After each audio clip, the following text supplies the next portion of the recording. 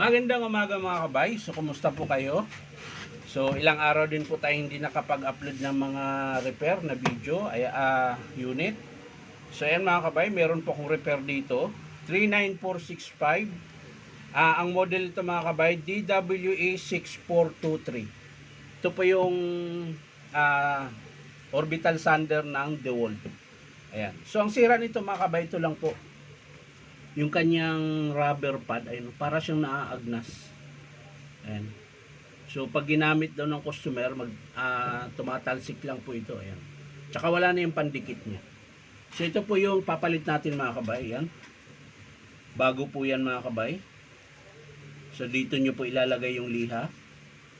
Ayan. So, papalitan natin dito. So, tara mga kabay, samahan nyo ako, kakabit po natin. So, ayan mga kabay, tatanggalin na po natin yung screw.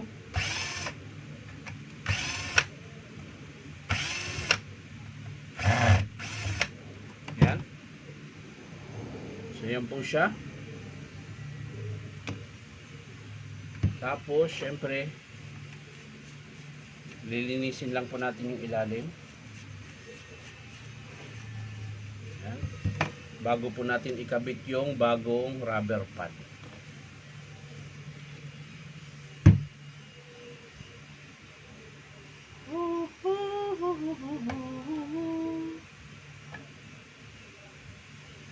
So yan mga kabay, ganun lang po kadali isalpak.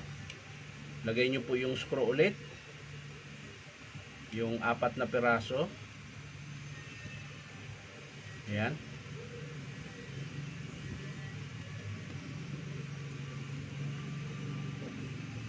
Tapos syempre higpitan natin.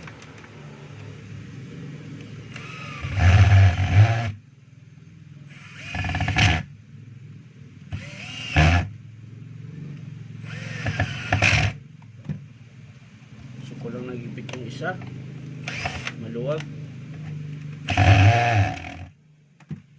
Dumudulas lang. Pudpud po kasi yung dulo eh. Kaya dumudulas lang. So kailangan nating gamitan ng flat screw. Yan. Para mahigpit. So yan na mga kabay, tapos na po. So testing natin.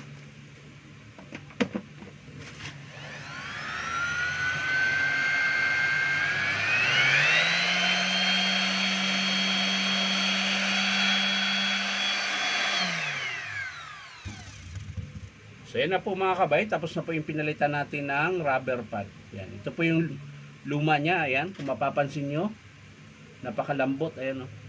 Madali na po siyang mapunit. Ayan, kaya po nakalas yung pinakadikitan niya ng liha. Ayan. So yan lang mga kabay, maraming salamat sa panonood at syempre pa-like and share na rin po. Ayan.